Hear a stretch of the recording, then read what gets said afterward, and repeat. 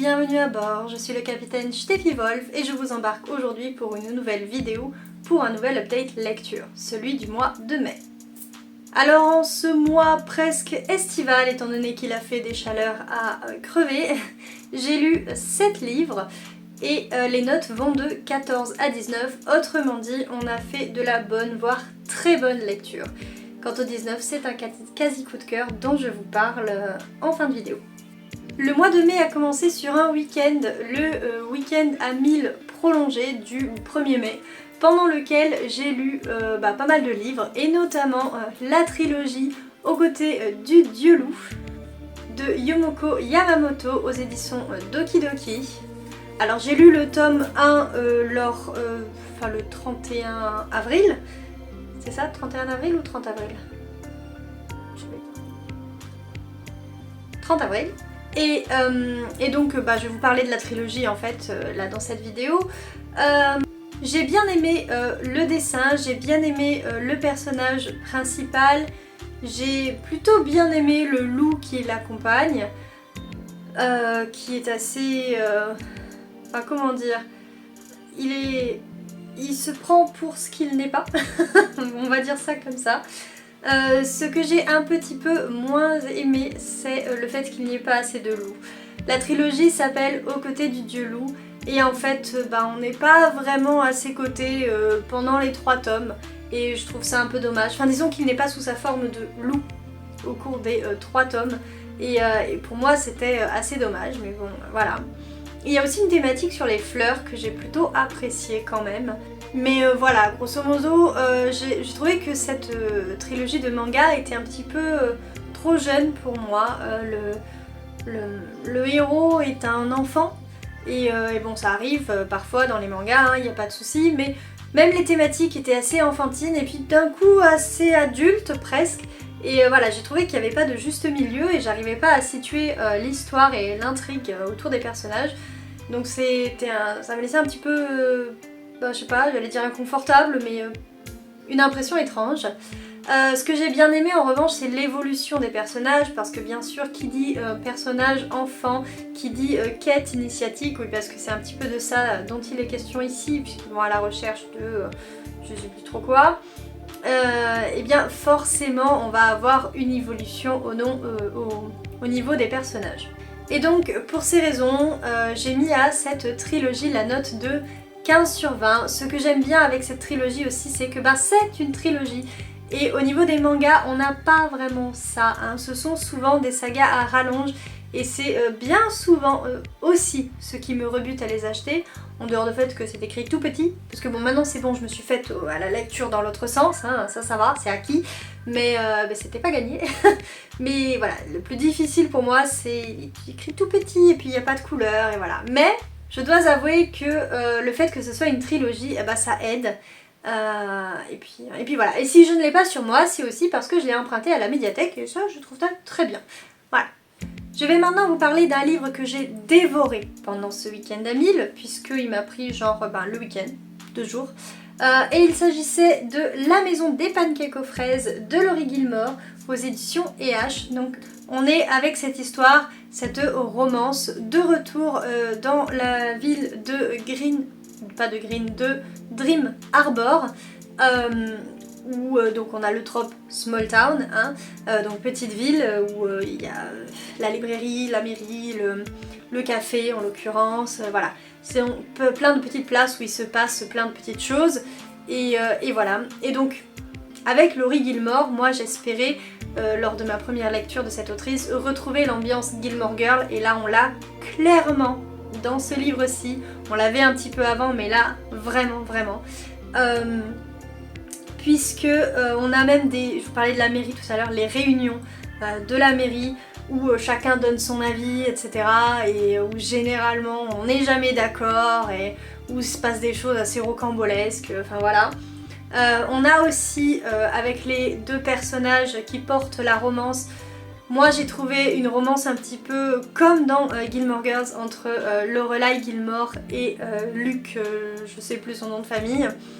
Voilà, qui est vraiment... En plus, Luke tient un café et ici notre héros Archer est le chef donc du café. ou du resto, plutôt du restaurant qui est ici. Donc voilà, Archer est un papa solo, donc on a aussi ce trope là que je trouve très intéressant puisque bah du coup on a des thématiques adultes et moi j'ai besoin de thématiques adultes ces derniers temps. Enfin disons que je ne me retrouve plus dans les romans jeunesse, young adulte et compagnie.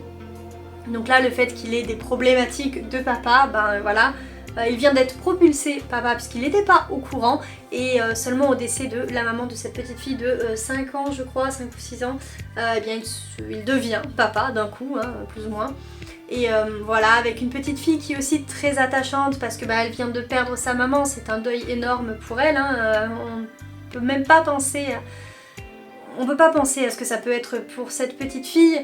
Au début elle parle pas, elle a énormément de mal avec ce papa qui lui a été imposé et dont elle ne savait rien. Et puis au milieu de tout ça il y a la babysitter parce que ben, le papa il arrive mais le papa il faut qu'il travaille. Comment vous voulez qu'il s'occupe d'une enfant s'il n'a pas de travail? Étant donné que c'est un chef étoilé européen, il a aucun mal à se faire embaucher au resto du coin. Sauf que dans le resto d'une petite ville, on veut pas de plats étoilés, on veut des pancakes, avec la vraie recette de pancakes que lui n'arrive pas à trouver malgré son expérience. Et donc au milieu de tout ça, on a la babysitter qui elle enchaîne petit boulot après petit boulot, qui s'en sort à peine, etc. Et qui voit dans ce métier, dans ce job, l'occasion d'avoir des sous, hein, évidemment, et puis un toit sur la tête étant donné qu'elle est en train de se faire virer de chez elle. Parce qu'elle peut plus payer. Et donc bien évidemment c'est entre ces deux-là que va avoir lieu la romance. Une romance qui peut donner des impressions de coup de foudre, puisque dès qu'ils se rencontrent en fait tous les deux il y a un coup de foudre qui se passe, mais qui est plutôt d'ordre physique, d'une attirance vraiment physique.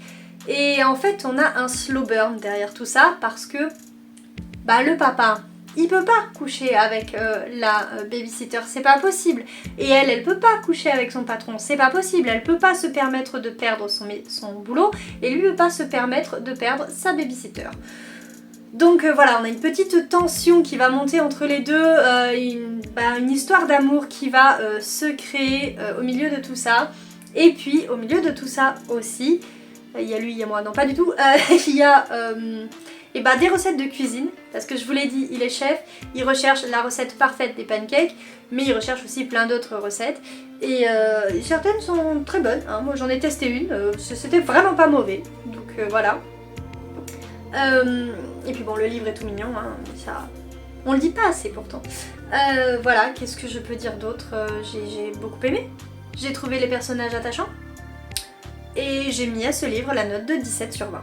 Voilà. Et bien sûr, je vous le recommande à 1000%.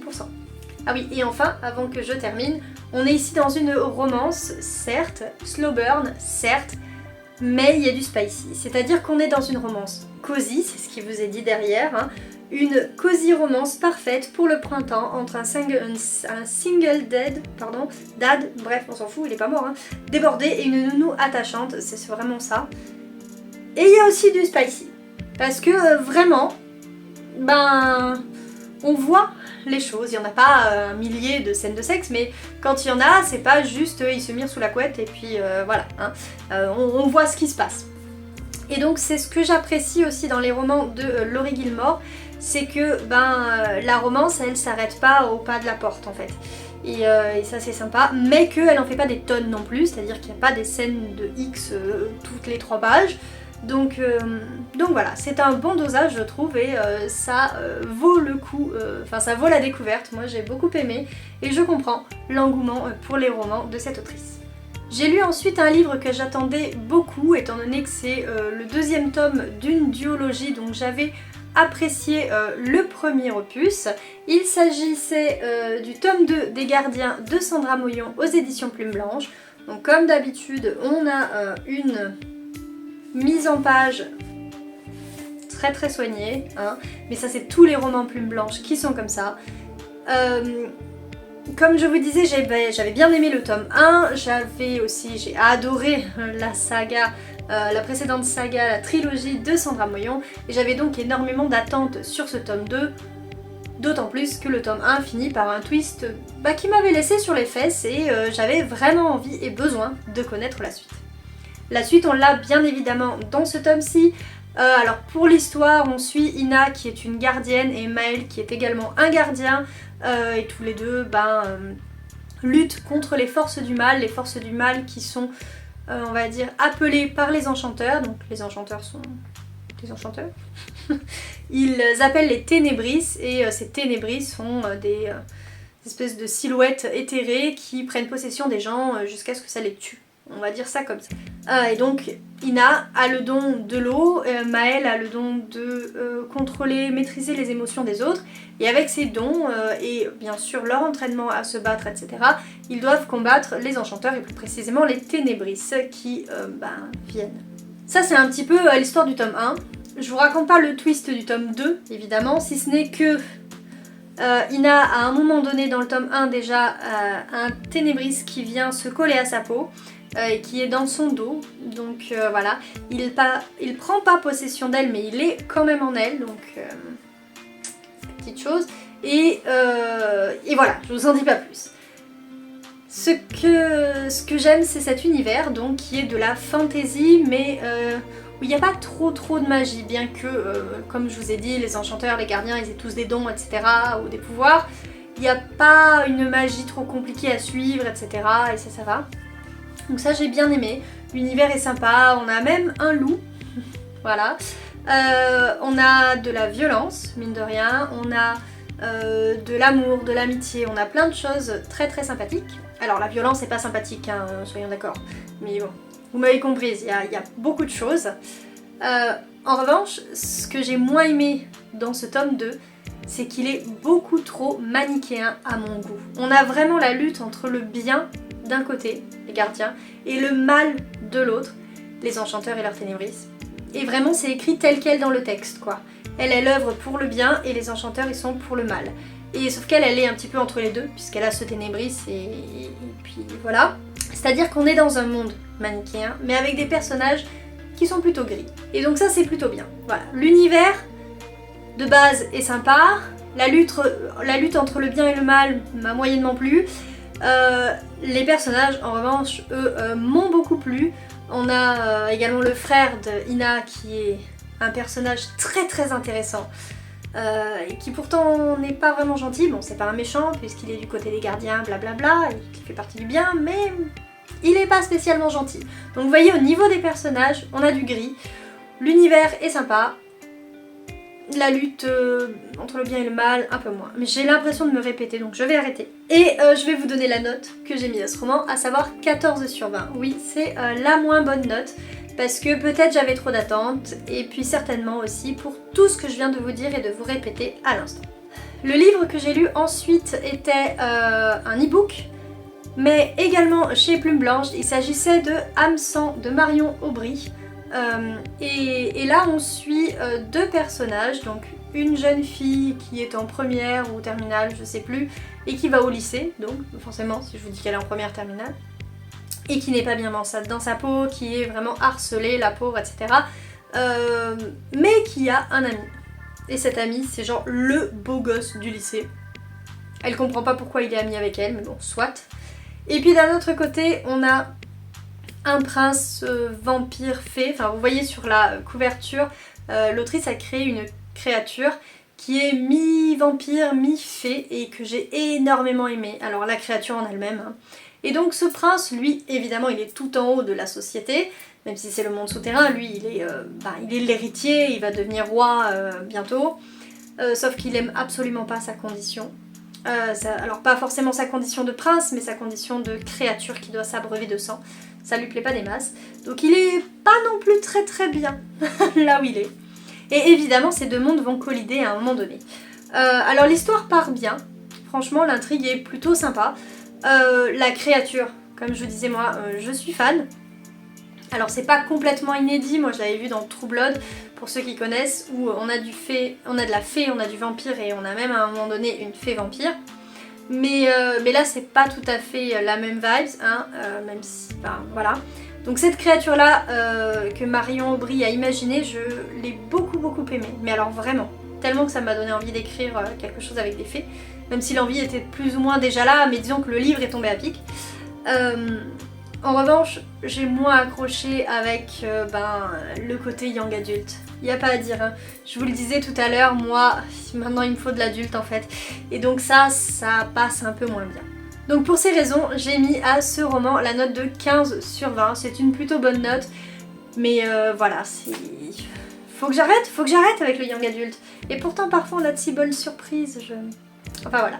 J'ai lu ensuite un roman d'une autrice qui est connue essentiellement pour faire de la cozy fantasy. Et moi je pensais que ce livre-ci était de la cozy fantasy. J'aurais dû me douter quand j'ai vu à un ou deux moments que c'en était pas, mais je me suis dit non, c'est sûr, elle écrit de la cozy fantasy, vas-y je t'ai fille, lis-le, découvre cet univers. Et bah ça n'en était pas. Mais je vous montre ce livre tout de suite. Il s'agit donc de, pour l'autrice Sarah Betters, qui est donc une autrice de cozy fantasy, et pour son roman Les Oubliés de Greenboro, paru chez Verso. Et donc contrairement au livre qu'il a fait découvrir, il me semble que c'était La Petite Boutique de Sortilège, je vous mets ici la couverture, ce livre est tout aussi mignon, joli, enfin couverture de dingue je trouve, vraiment, la plus belle couverture du mois selon moi. Donc ce livre n'est pas de la cozy fantasy, non, absolument pas. On a ici de la fantasy, ou plutôt du fantastique, mais très très léger. J'avais parfois l'impression de lire un roman contemporain.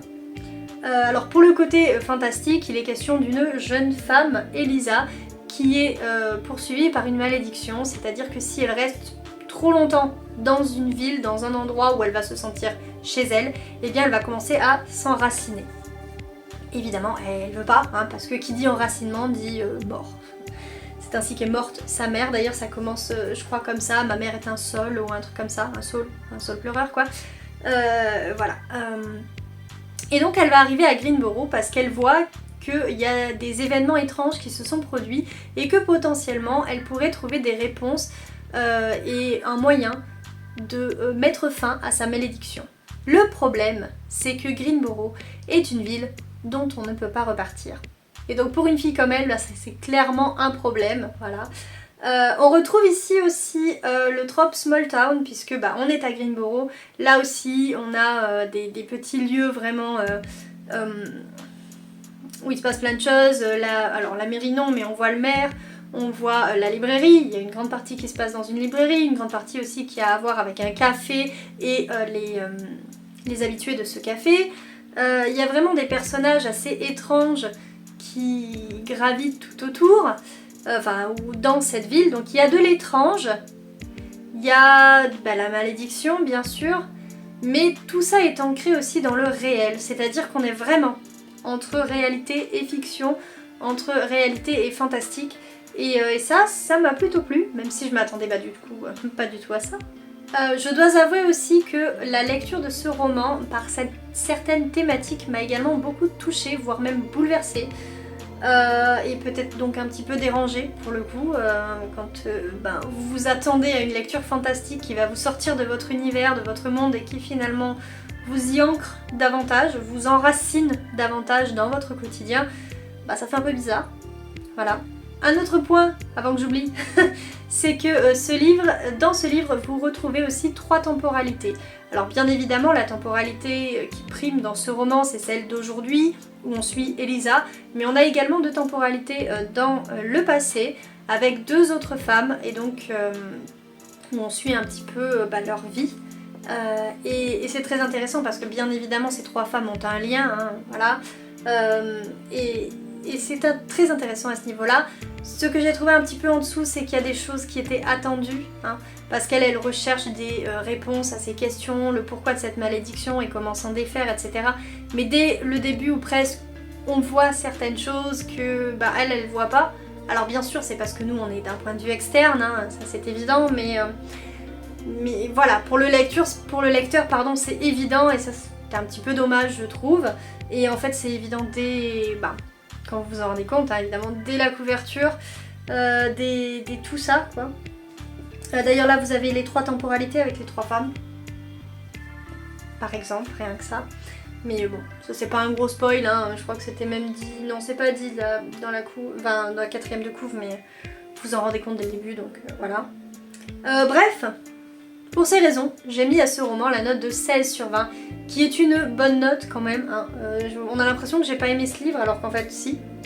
C'est juste que j'ai été déçue que ce ne soit pas de la cozy fantasy, c'est tout. Voilà. Et puis bon, il y a des petites choses aussi qui font que moi j'aime le fantastique, j'aime sortir de mon quotidien. Ça me l'a pas trop permis. Donc voilà. Bref, lisez-le quand même si... et puis surtout maintenant vous êtes avertis, ce n'est pas de la cozy fantasy, c'est presque du contemporain, mais il est bien quand même. Voilà. Et donc le dernier livre que j'ai lu au mois de mai et qui a débordé un petit peu sur la matinée du 1er juin, mais chut, ça compte pas, c'était le premier tome de Villa Emilia, Observation de Elodie Federbe, et qui est une dark romance. Voilà. Et donc au début, ça me faisait énormément peur. Je l'ai lu parce que, d'ailleurs comme à peu près tous les livres que je vous ai présentés depuis 2 mois, enfin avril-mai, je l'ai lu dans le cadre du Witchy Readathon organisé par Aurélie de la chaîne Livre Romancienne, et il se trouve que Villa Emilia fait partie de ces sagas chouchou. Et il y avait une catégorie dans laquelle ça matchait parfaitement. J'avais ce livre-là dans ma liseuse depuis bien longtemps, je me suis dit c'est l'occasion ou jamais de le découvrir. Sauf que quand j'ai fait mes petites recherches pré-lecture, je me suis rendu compte que c'était une dark romance, un genre qui monte énormément ces derniers temps, même si ça a été écrit bien avant, ou presque, qu'on parle de dark romance.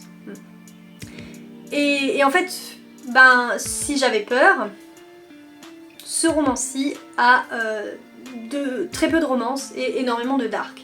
Donc on a 2 personnages principaux, Dorian, qui est un tueur en série et qui a tué toute la famille d'Emilia, mais elle a été rescapée de ce massacre et il l'a finalement prise sous son aile et elle lui a dit très bien, je reste avec vous à la condition que je puisse vous tuer un jour. Il a dit oui, bien sûr.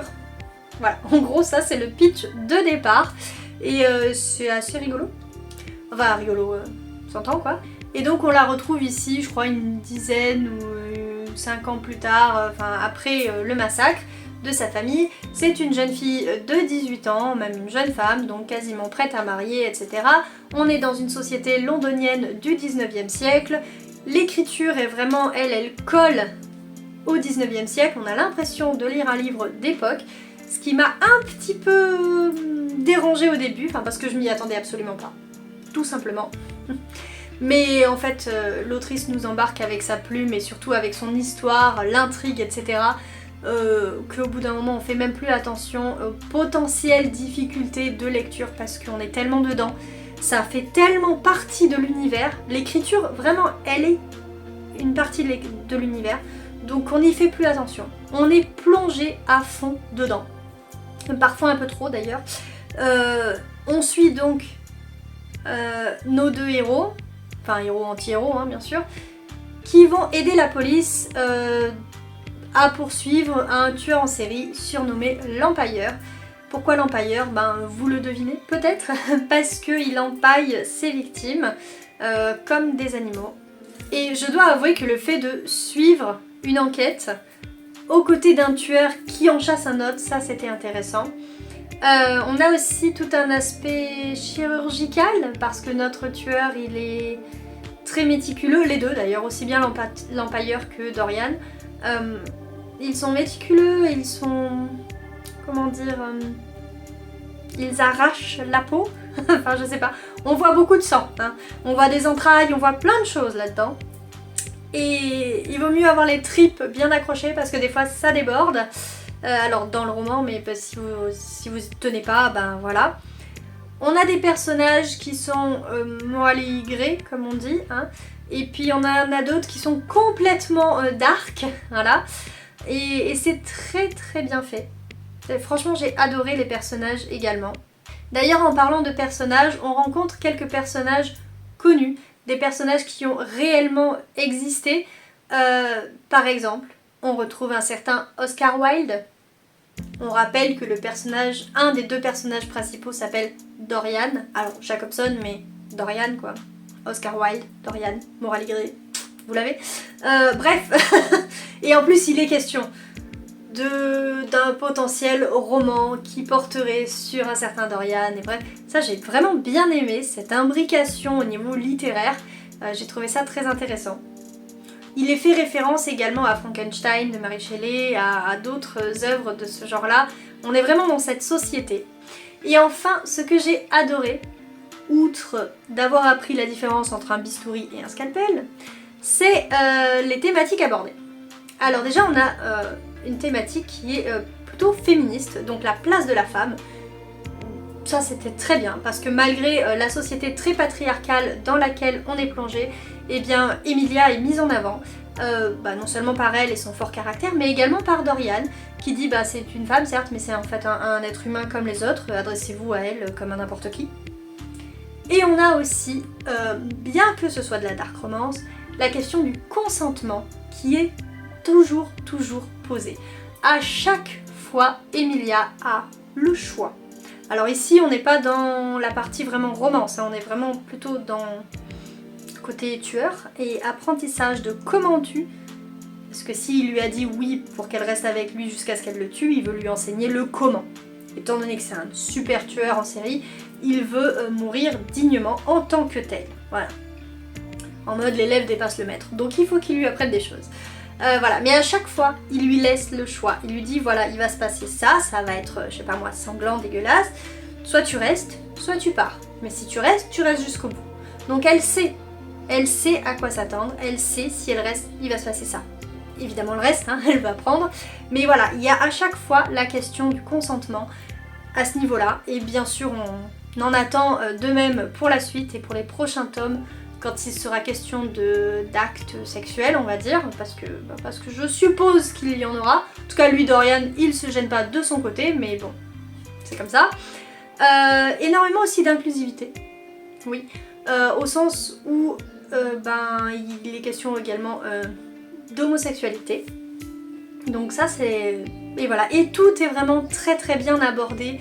Pas comme si c'était une étiquette qu'on mettait, pas comme si c'était une anomalie qu'il fallait d'un coup rendre normale. Non, non, tout est normal, tout est juste là. Et super bien écrit. Ce qui fait que j'ai mis à ce roman la note de 19 sur 20 et je peux vous le dire, je lirai la suite. J'ai adoré, on est sur du quasi coup de cœur, je lirai la suite.